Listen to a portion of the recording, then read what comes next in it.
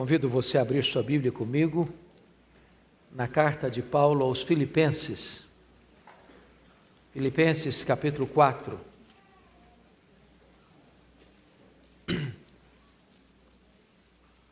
Nós faremos a leitura dos versos 6 ao verso 9. Filipenses 4, 6 a 9.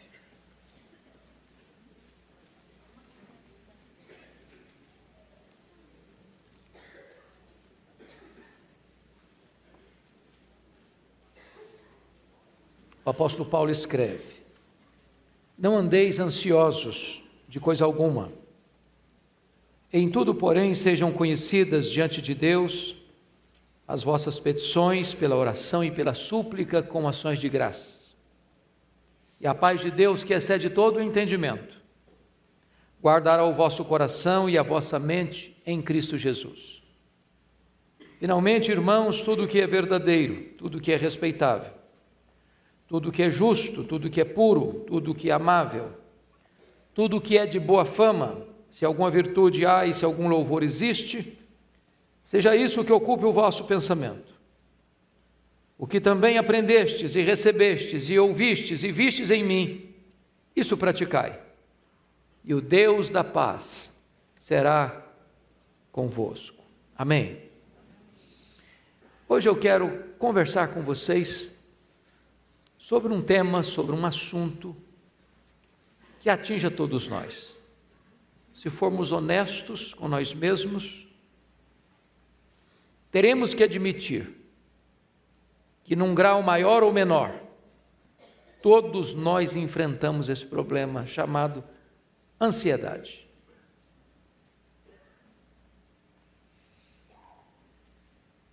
Segundo a Organização Mundial de Saúde, mais de 50% das pessoas que passam pelos hospitais são vítimas dos chamados problemas e doenças psicossomáticas. Os problemas da vida vão grudando em nós e nós vamos somatizando isso. E muitas vezes nós ficamos extremamente ansiosos, a ponto de um dos mais expoentes representantes da psicologia, Rollo May, afirmar que a ansiedade é o mais urgente e o mais grave problema da nossa geração. A ansiedade é democrática, ela atinge a todos, até as crianças. É curioso como nós estamos vivendo hoje a geração de crianças ansiosas. Também puderas, né? Também puderas. As crianças são expostas hoje a imagens de violência, a desenhos animados de feitiçaria, de coisa pesada. Alguém já brincou que se você tiver coragem de assistir todos os desenhos da televisão brasileira, de noite você não dorme com a luz apagada. A meninada está estressada. E é curioso que há pouco tempo, lá em Vitória, eu cheguei um dia, e eu gosto de brincar com as crianças, e tinha uma menina brincando assim, bem distraída, e eu me aproximei dela com muito jeitinho e disse assim: filha, que vidona, hein? Ela olhou brava para mim e disse: o senhor é que pensa. E eu tomei um susto, porque jamais podia esperar uma resposta dessa de uma criança, já estressada.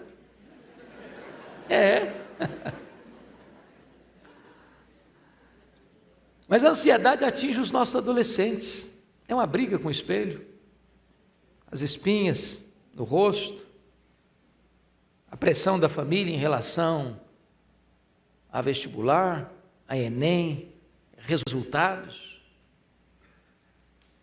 A ansiedade atinge os nossos jovens, vivendo o problema aí, caso ou não caso, com quem caso, quando caso, o que é que eu vou fazer da minha vida?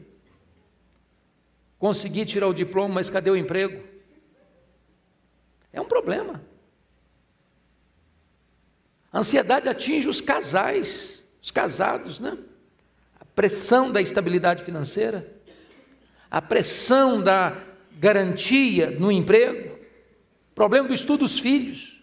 Hoje a educação virou uma indústria cara, caríssima. namoro dos filhos, o medo de perder o emprego já na meia-idade. O que é que eu vou fazer? A ansiedade atinge os idosos, medo de doença, medo de solidão, medo em relação aos filhos, aos netos. E eu vou fazer uma perguntinha para você agora. Qual foi a última vez que você viu uma pessoa ansiosa?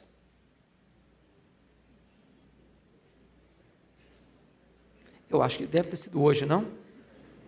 Você se olhou no espelho antes de vir para cá. Então, como é que nós vamos lidar com esse problema da ansiedade? Muitas pessoas acham que você resolve isso e na farmácia comprando um ansiolítico. Você toma um bom remedinho, dá uma relaxada, mas você tratou do sintoma, mas não da causa. Como é que a gente lida com isso? Bom, Paulo trata desse assunto no texto que nós lemos. E ele primeiro diagnostica o problema, no versículo 6. Veja comigo. Não andeis ansiosos de coisa alguma, em tudo, porém, sejam conhecidas diante de Deus as vossas petições, pela oração, pela súplica, com ações de graça. Então, quais são essas causas da ansiedade? Se você percebeu, lendo esta epístola, você vai notar que em cada capítulo desta carta, Paulo trata de um problema que pode gerar ansiedade. No capítulo 1, ele diz que as circunstâncias da nossa vida podem produzir ansiedade em nós. Hoje, gente, todos nós lidamos com circunstâncias difíceis. Você planeja uma coisa, acontece outra. Você sai de casa para trabalhar, bate o carro. Você chega no emprego, você é convidado aí para o departamento pessoal, porque ali não tem mais chance para você. Você estuda anos a fio para um concurso, faltou um pouquinho, mas você não passou. Você vai no médico para um exame de rotina, descobre que está com uma doença grave. Circunstâncias que você não controla, mas que atingem você. Paulo, ao escrever esta carta, ele estava preso, ele estava algemado em Roma. E ele tenta acalmar o coração da igreja e dizer o seguinte: eu quero que vocês saibam que as coisas que me aconteceram têm antes contribuído para o progresso do Evangelho. Estou passando situação difícil, mas eu não perdi a perspectiva de que Deus está no controle da minha vida. Pode existir para mim acaso, para Deus não. Para Deus existe providência. Olhe para a vida na perspectiva da soberania de Deus, para que as circunstâncias não tirem de você a sua paz e produzam em você ansiedade. Mas se você olhar no capítulo 2 dessa carta, não andeis ansiosos de coisa alguma. No capítulo 2, Paulo trata de um outro problema que gera ansiedade no coração da gente. São os relacionamentos estremecidos. A igreja de Corinto, a igreja de Filipos era uma bênção, mas os crentes estavam batendo cabeça. Pasmem vocês, até as mulheres da igreja estavam brigando. As mulheres quando brigam, porque o som está muito difícil mesmo. A Evódia e a Cinti que não pensavam concordemente mais no Senhor. Tinha irmão lá na igreja, trabalhando na igreja, mas lidando com partidarismo. Outros trabalhando na igreja, mas vanglória. Tinha muita gente trabalhando, mas sem trabalhar em harmonia, concordemente. E sabe, irmãos, quando tem problema de relacionamento dentro de casa ou na igreja, isso produz estresse, isso gera ansiedade, sofrimento. E eu posso até garantir para você que as pessoas nos fazem sofrer mais do que as circunstâncias. As pessoas nos machucam, as pessoas nos decepcionam, e nós decepcionamos as pessoas. Isso produz ansiedade. Quando Paulo vai para o capítulo 3, ele fala de um outro assunto que gera ansiedade. Lá no capítulo 3, versículo 19, ele diz que existem algumas pessoas que só se preocupam com coisas terrenas. Meus amados irmãos, vamos pensar bem nisso aqui. Vocês acham que dinheiro tem sido motivo de estresse hoje? Tem? Às vezes você fica ansioso por causa de dinheiro também? É curioso como a nossa geração mudou o padrão. Por isso tanta ansiedade. Por exemplo, na década de 50, nós consumíamos 5 vezes menos do que consumimos hoje. E não estamos mais felizes por isso. O luxo do ontem tornou-se necessidade do hoje. Pega o universo infantil, por exemplo.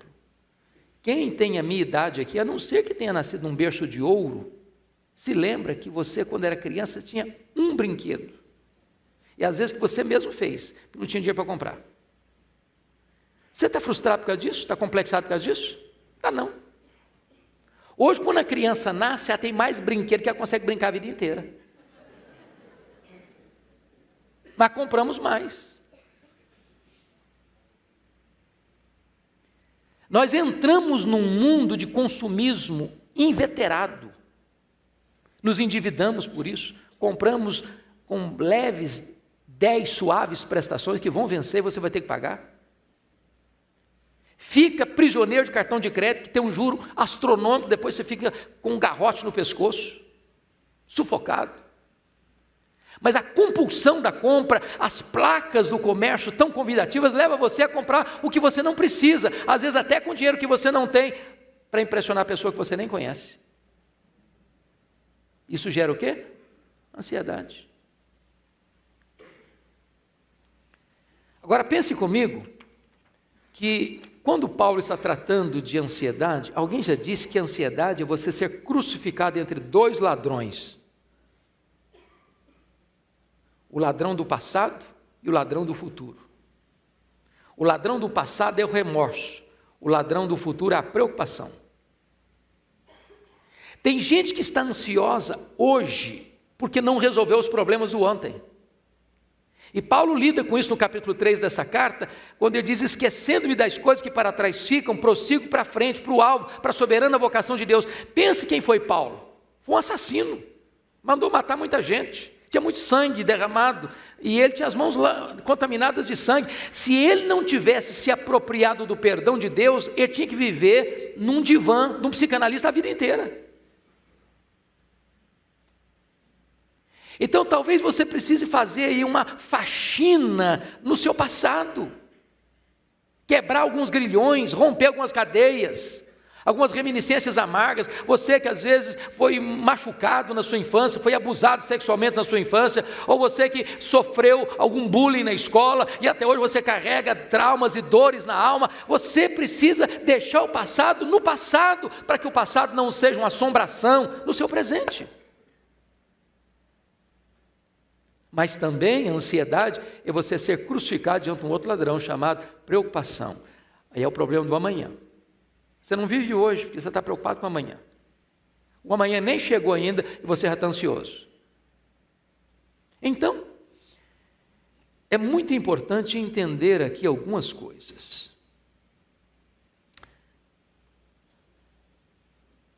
Como é que é a sua vida? Eu li um livro, O Sentido da Vida, do Dr. John Mackay, e esse livro é fenomenal. E John Mackay, neste livro, O Sentido da Vida, conta a história de um personagem, talvez mitológico, Pierre G. de Ibsen. Era um personagem que procurou sentido na vida, felicidade para a vida, fazendo viagens nos lugares mais remotos e mais exóticos do mundo. Depois que ele viajou o mundo inteiro, teve experiências 1000, ele retorna para sua casa, retorna para sua região de origem, mas a alma insatisfeita, o coração ainda sem ser preenchido. E ele vai para o quintal, e tem lá um canteiro de cebolas, e ele arranca uma daquelas cebolas, e começa a descascar a cebola. Para cada casca que ele tira, ele dá o nome de uma aventura, de uma viagem, de um passeio, de uma experiência. E ele vai descascando a cebola e vai nominando as experiências vividas. Ao final ele descobriu que aquela cebola só tinha casca. Era tudo que ela tinha. E ele disse: assim foi a minha vida, só casca. Tem muitas pessoas que estão vazias, porque elas estão buscando sentido naquilo que não tem sentido. Estão ansiosas.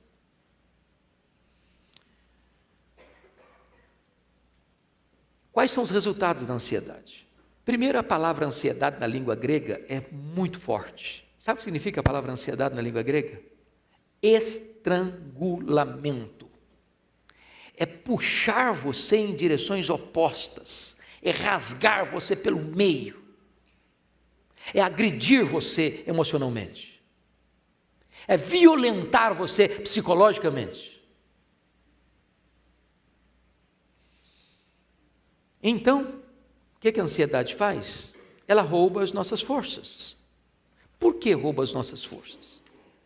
Porque ansiedade ou preocupação é quando você está sofrendo por algo que ainda não está acontecendo, que tem potencial de acontecer, mas não está acontecendo, e você antecipa o sofrimento e começa a sofrer.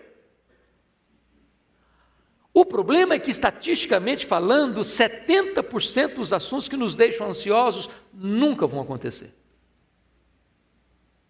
O que acontece? Você sofreu o quê? Desnecessariamente. É por isso que a Bíblia diz: basta ao dia o seu próprio mal. Se você está enfrentando um problema, lidando com um problema, enfrente-o, encare-o, não fuja dele.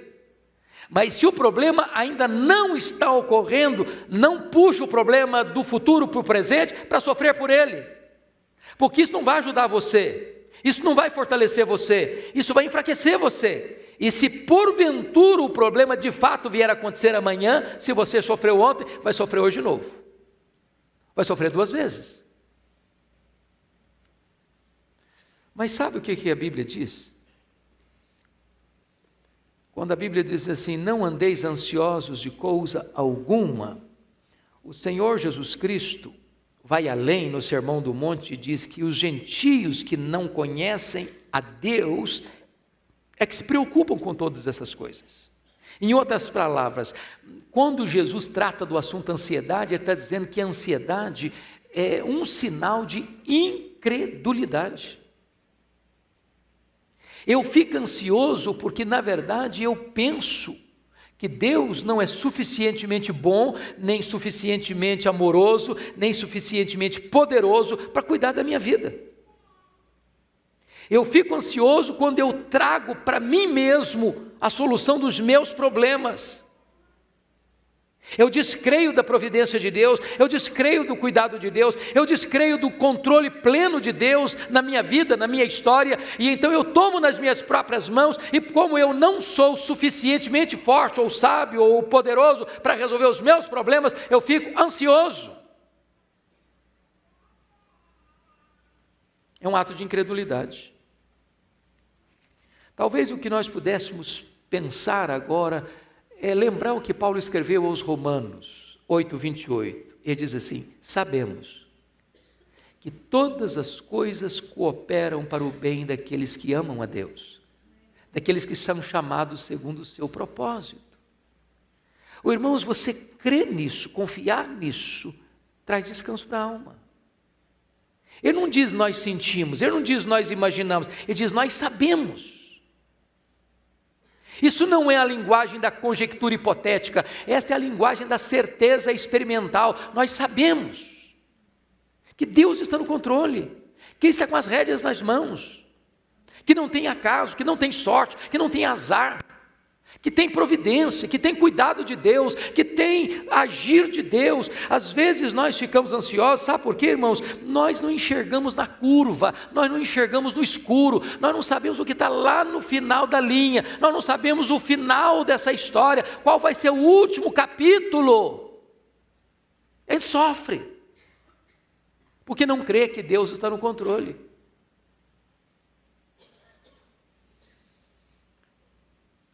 Agora deixa eu dizer uma coisa para você: a ansiedade é inútil.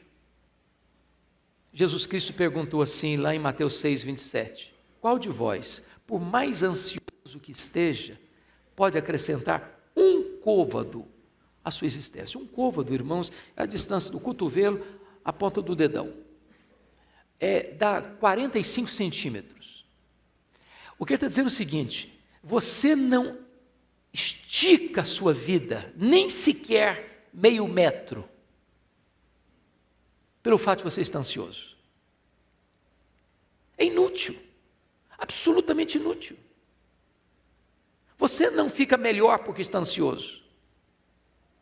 Você não fica mais sábio, mais forte, mais poderoso porque está ansioso. A ansiedade, ao contrário, ela drena suas energias. Ela tira o seu foco. Ela desvia a sua atenção do Deus que está no controle para o problema. O problema que é maior que você.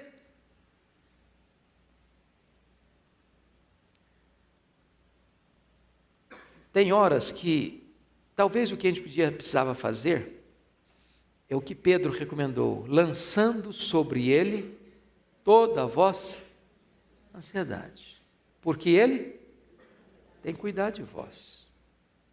Tem hora na vida, irmãos, convenhamos, que os problemas são tantos e tão fortes que nós perdemos o controle. Já aconteceu isso com você? Pensa em Paulo indo para Roma, o navio jogado de um lado para o outro. Chegou um momento que diz a Bíblia que eles largaram o leme e foram sendo levados. Tem hora que você, querendo ou não tem mais o controle da situação.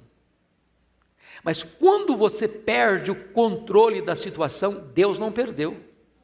Deus continua no controle. Então o crente vive, não é pelo sentimento, o crente vive pela fé. Eu não estou no controle, mas eu sei que Deus está. Eu não tenho mais controle sobre a minha saúde, eu não tenho controle mais sobre a minha família, eu não tenho controle mais sobre o meu trabalho, eu não tenho controle mais sobre isso, eu não tenho controle mais sobre aquilo, mas Deus está no controle. E você descansa. Você lança aos pés dele toda a sua ansiedade. Mas preste atenção. A ansiedade, ela é incompatível com a fé cristã. Portanto, disse o Senhor Jesus: não vos inquieteis dizendo que comeremos, que beberemos, com que nos vestiremos. George Miller, que foi um homem de fé, um homem de oração, disse o seguinte: o começo da ansiedade é o fim da fé. O começo da ansiedade é o fim da fé. Mas deixa eu dizer algo para você. A ansiedade, de certa forma, é uma falta de bom senso. Porque às vezes a gente está sofrendo tanto agora, por aquilo que vai ser ter uma bênção amanhã. Quantos pais estão chorando por um filho hoje, sem nem perceber o que Deus vai fazer? Levanta esse filho, levanta essa filha, para ser uma bênção. E você está chorando, sofrendo hoje, em vez de estar confiando na providência de Deus. Eu nunca me esqueço de uma cena a que eu passei no seminário. Eu morava num prédio, Raquel, é o prédio anexo ao prédio maior do seminário, e só tinha um bebedouro, ficava lá no final do corredor. Estava no quarto 9, tinha que rodar alguns metros para ir no bebedouro tomar água à noite. E eu estou levantando de madrugada para ir no bebedouro, quando estou passando, a porta do quarto de um colega aberta, colega de turma. Aliás, o mais jovem colega de turma. Quando eu olho, ele estava chorando, mas chorando convulsivamente. Eu tomei um susto. Entrei apressadamente e disse: o que é que aconteceu? Morreu alguém na sua família? Ele disse: não, eu estou com medo da minha mãe morrer. Falei: mas em qual hospital que ela está? Qual o problema dela? Não, ela não está doente não, só estou com medo dela morrer um dia. Falei: cara, mas deixa a sua mãe viver, ué. Sabe o que é que aconteceu? Isso tem 40 anos, a mulher está viva até hoje.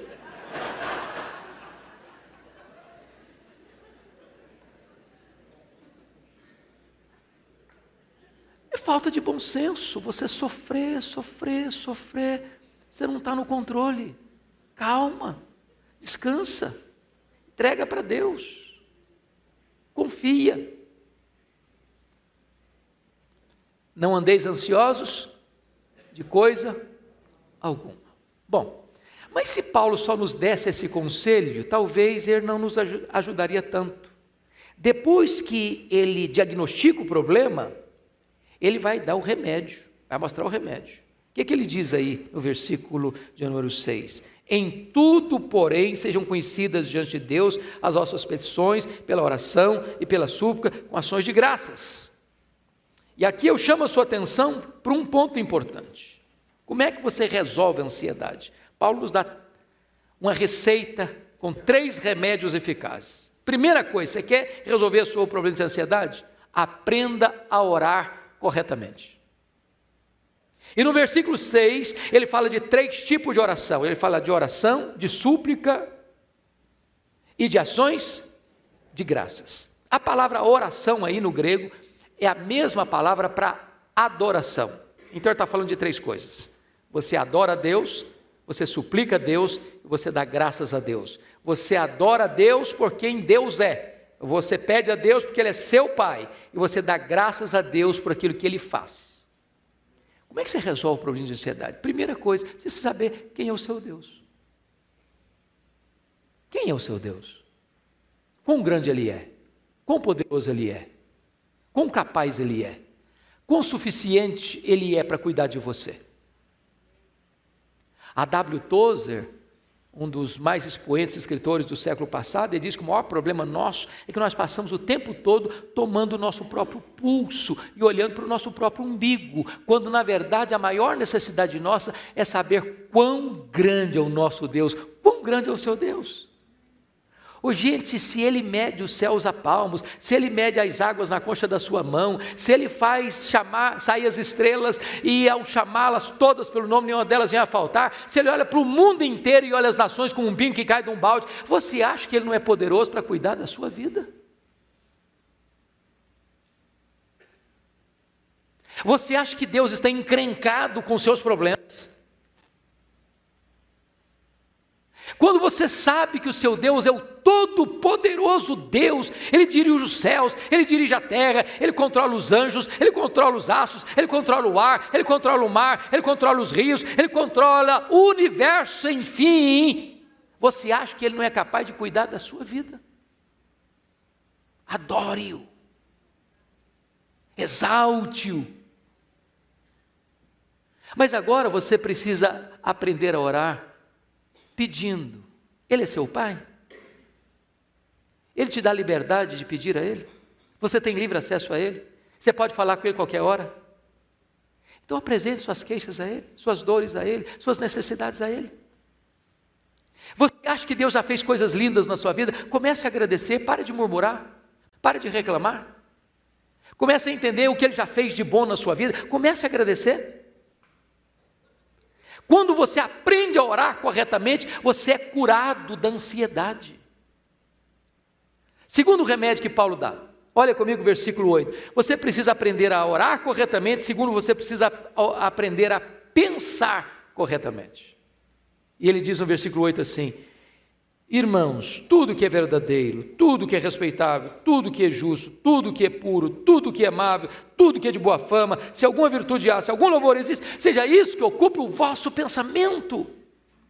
Oh, irmãos amados, a vitória ou a derrota está aqui. Agora, para você fazer isso, você tem que ler Bíblia, você tem que conhecer as promessas de Deus, você tem que se alimentar das verdades de Deus, você tem que tomar posse das promessas de Deus, vai alimentando a sua mente, vai alimentando o seu coração, das promessas que Deus faz. Sabe por quê? Porque Deus é fiel à sua própria palavra, nenhuma das suas promessas jamais caiu por terra, e quando você vai lendo a Bíblia, vai conhecendo a Bíblia, vai conhecendo a palavra, vai se alimentando das promessas de Deus, isso vai entrando na sua mente, isso vai entrando no seu coração, e você vai pensando biblicamente, quando a luta chegar, quando o problema vier, quando a prova bater, quando a ansiedade bater a sua porta, você está cercado por uma estratégia divina, por a fortaleza divina que protege a sua mente e o seu coração. Terceiro remédio para você curar a ansiedade. Primeiro é aprender a orar corretamente. Segundo é aprender a pensar corretamente. A terceira é aprender a agir corretamente. Olha o versículo 9 comigo. Ele diz assim: o que também aprendestes e recebestes e ouvistes e vistes em mim, isso praticai. Eu posso ser um teórico, saber tudo.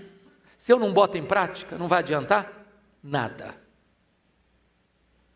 James Hunter disse com muita clareza: você não é o que você sabe, nem o que você sente, você é o que você faz.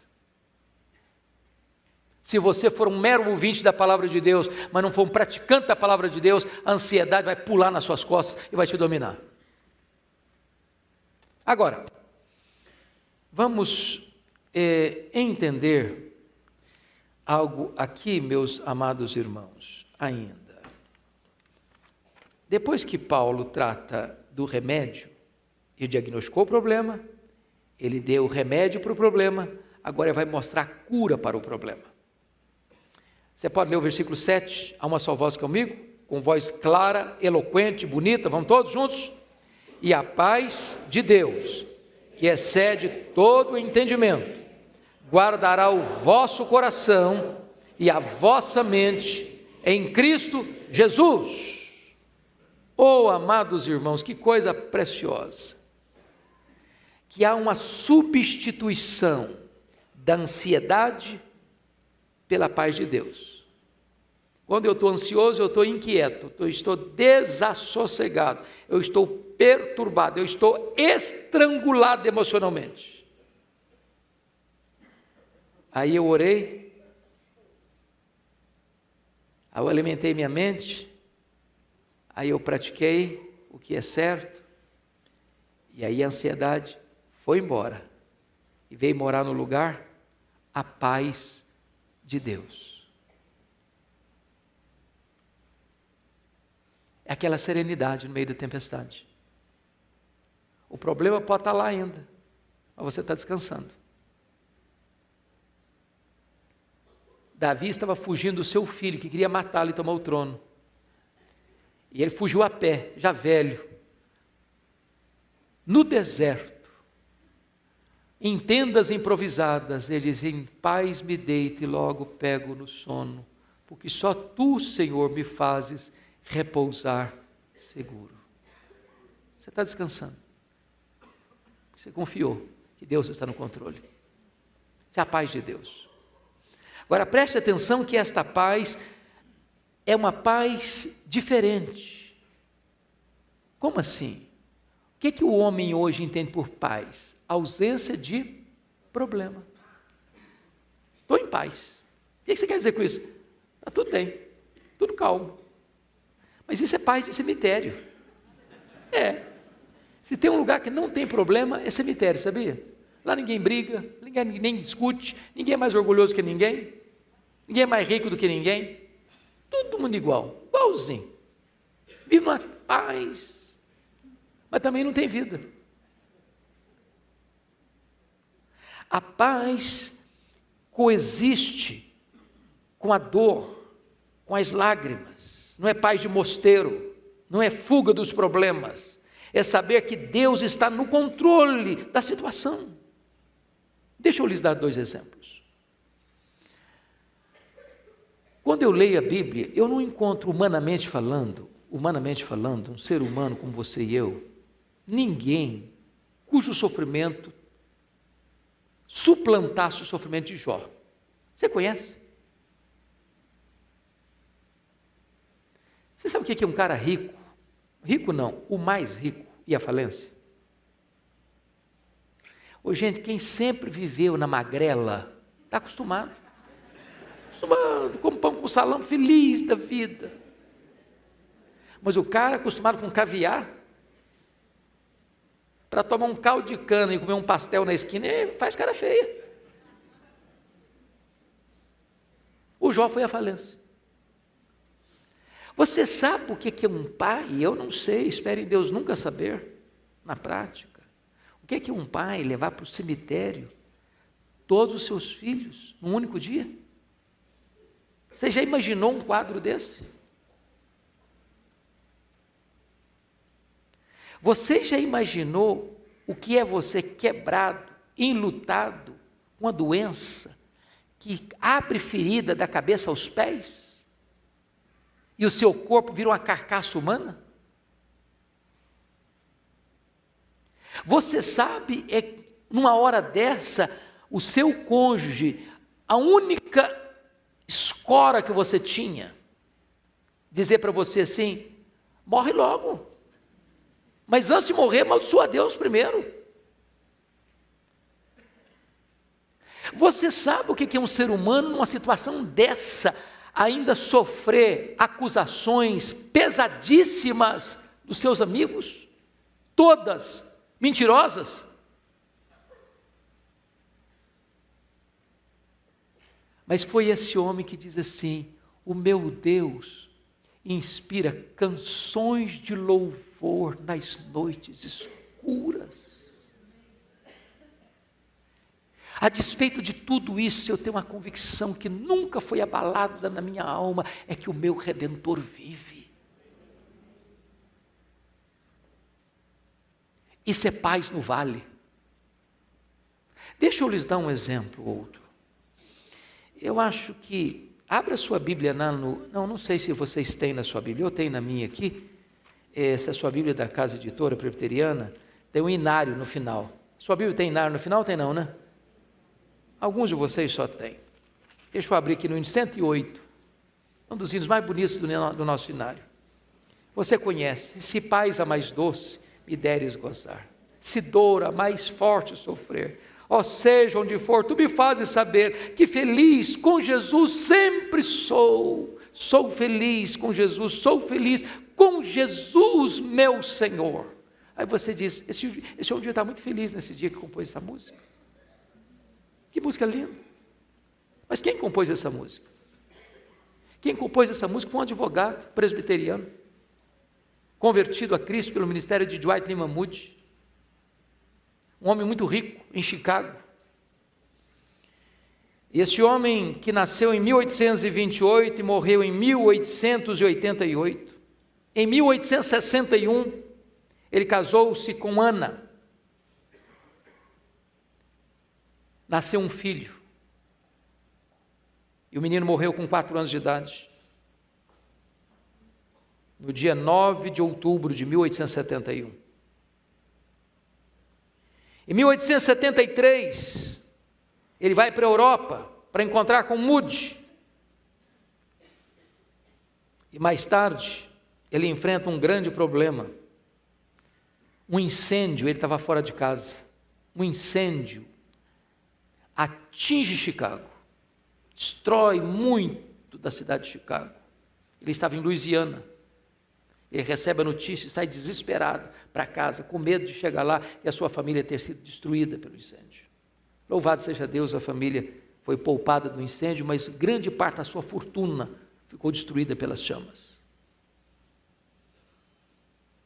No dia 22 de novembro de 1873, ele resolve ir com a família no navio Ville de Havre, de Nova York para a Europa, para um tempo de descanso. Na véspera da viagem, não consegue embarcar.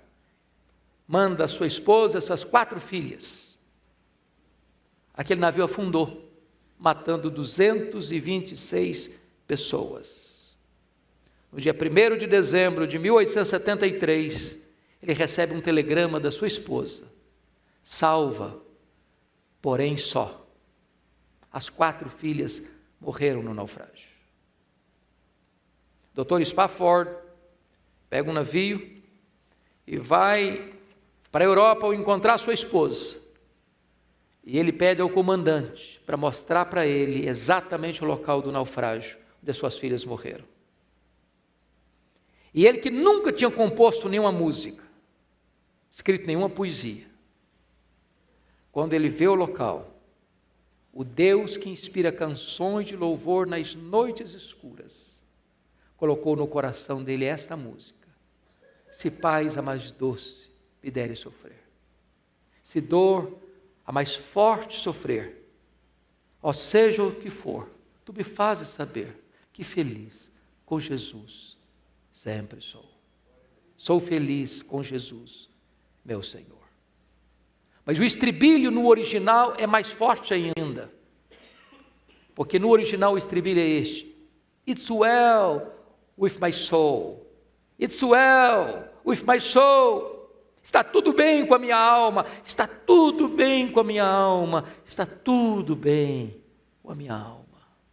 Esta é a paz de Deus que excede todo o entendimento. Paulo termina dizendo que a paz de Deus que excede todo o entendimento guardará o vosso coração e a vossa mente em Cristo Jesus. E a palavra guardará aqui no grego é colocar sentinela, colocar uma soldadesca. Quando você ora, quando você pensa, quando você age, então a paz de Deus vem e guarda a sua cabeça e guarda o seu coração. Faz sentinela na sua razão e na sua emoção. E então quando a ansiedade tenta entrar, não consegue mais, porque a cidadela da sua mente e do seu coração estão guardados pela paz de Deus. O que é que você e eu vamos fazer com a ansiedade? A ordem de Deus é: não andeis ansiosos de coisa alguma. Vamos orar? Você precisa de tratar disso no seu coração?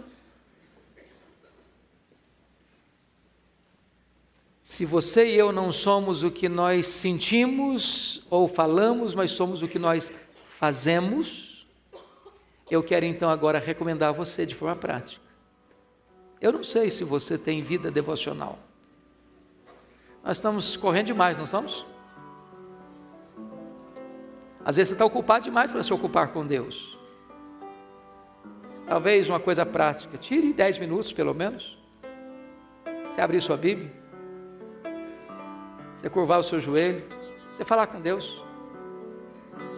Em vez de você ficar reclamando, murmurando, fale com Deus.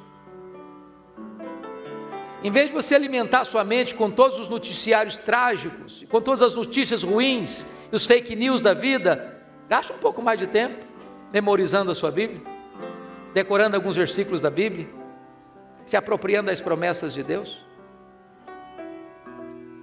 Em vez de você ser apenas um teórico ouvinte, comece a botar em prática o que você conhece da palavra de Deus. Vai acontecer um milagre na sua vida. A ansiedade vai embora e a paz de Deus vai entrar, vai guardar a sua cabeça e o seu coração. Vamos ficar em pé. Pastor Arival, o senhor ora por nós, por favor?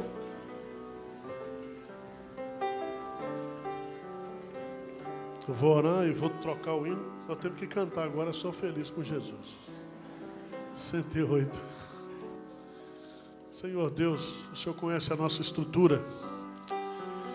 E o Senhor sabe que nós somos pó. Nós somos frágeis. Mas a Tua palavra nos diz, e nós cremos nesta noite, que tudo podemos naquele que nos fortalece. Na força do Senhor, na força da Tua palavra, na força das Tuas promessas, na força do Espírito Santo, nós queremos expulsar da nossa mente, do nosso coração, toda a ansiedade aqui nesta noite. Queremos ser curados, queremos lançar sobre Ti, queremos despejar aos Teus pés todas as nossas preocupações, angústias, ansiedades. Cura-nos, Pai. Ordena aí, do Teu trono de graça e de misericórdia, ordena que a paz de Jesus, que excede todo o entendimento, seja derramada em cada coração aqui nessa noite. Que cada mente possa experimentar a paz celestial. Que nós possamos voltar para casa desfrutando dessa paz. Que possamos deitar hoje à noite, pegar logo no sono, porque só Tu fazes-nos descansar com segurança. Pai, nós não queremos ausência de problemas. Nós queremos graça para enfrentar os problemas. Porque quando nós estamos fracos, aí é que nós somos fortes. O Teu poder se aperfeiçoa na nossa fraqueza. Então, guarda o Teu povo nesta noite. Consola o Teu povo. Anima o Teu povo. Fortalece o Teu povo. Em nome de Jesus. Amém.